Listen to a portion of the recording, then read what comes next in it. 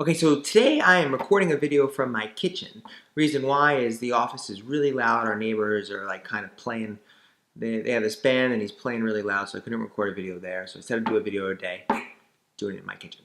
Um, I want to talk about a principle that I brought up yesterday. And when I was saying that I was playing in this game and everybody had this perception of me as a crazy player and they wouldn't give me that much respect, I want to talk about like where perceptions or where these ideas come from in a lot of poker players. And one of the most interesting things in social psychology is this concept known as the fundamental attribution error. And the best way to kind of explain what it is an example. So let's say you go to a diner and you order, 3 eggs over easy, bacon, vegetables on the side, and a coffee with a little bit of milk. Waitress comes back or waiter comes back and they kind of slam your meal on your table and they're like, you can put the milk in yourself, and knock the milk down or something weird like that. And you think to yourself like, what an asshole, or like, why is this person this way? And you have this concept that this waiter or waitress is a bad person. But in reality, it's just kind of like a bad day for them. You have no idea what's going on for people in their lives. This person could have, found out that they're sick, found out that someone close to them is sick. There's tons of reasons on why someone can be mad. And the fundamental attribution error is something that people constantly do. And it's when we see how a person reacts in a situation and we make a belief or we form a belief about how that person's actually is, how that person's personality is. So it's the ability to take a situation and apply that way beyond what's actually going on for that person. And this same exact fundamental attribution error happens to poker players all the time. So sometimes players are sitting down at the table and maybe they play with the guy in the 4 seat. They play with him 3 months ago, and they saw him barrel with 2-7 offsuit, and he had absolutely nothing, and he lost like $2,000, and it's like, oh my god, that is a crazy person. That guy is nuts. That guy doesn't know what he's doing. He's a loose cannon. Blah blah blah blah blah. When in reality, every once in a while, like people do crazy things at the poker table, and it doesn't necessarily mean that they're bad. Well, one of the interesting concepts is that like a good player can play bad poker and a bad player can play good poker. And I think people make these long-term assumptions way too quick. Now, if you have all these, all the behavioral evidence, or you have like a HUD that has tons of data on them, it's easy to say, all right, this person sucks, or oh, this person's useful, or this person's good. But for the most part, like most people are making these assumptions and they're coming from nothing.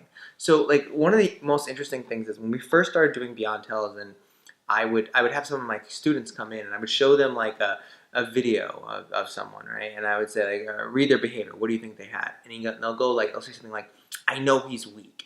And I'll be like, how do you know he's weak? And they'll be like, well, because he's biting his lip. And I'm like, well, what does that even mean? And he's like, well, it means he's nervous, so it means he's weak. It's like, well, you don't really have enough information to support that.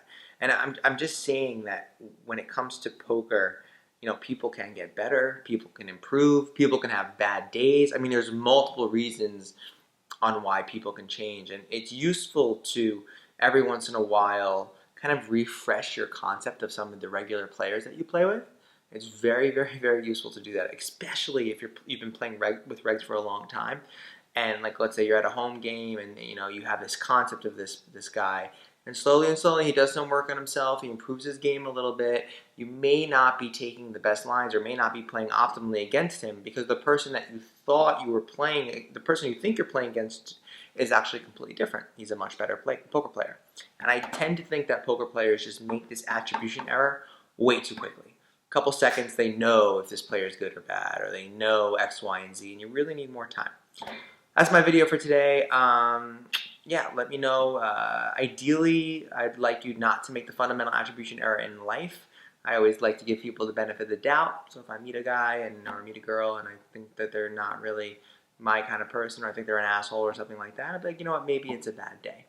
And then the second time I meet them or third time I meet them, the behavior is the same. I'm like, all right, this person's not really my kind of person. But you try to give people the benefit of the doubt because what's going on situationally for some people is so extensive. Like there's so much stuff that actually can happen for a person that it may not be who they are. And I'm not trying to get deeper or anything in terms of the poker context. It's really important because sometimes, you know, people just play bad poker and they're really good players, and over the long run, they're going to get value out of your perception. So make sure your perception is aligned with reality. That's it. Comment below if you have any questions. I'm reading all the comments. Thank you so much, by the way. Everyone that's like writing your little, oh, Blake, I have a little idea. Those don't go unnoticed. I have an Evernote document that I'm basically recording every single thing that you ask me, and I can start producing higher quality content every day because you guys are generating some really good questions, some really good ideas. Also, really been impressed by the comments. Some of you guys, I mean, somebody made a comment. I don't know who made a comment. I just read it.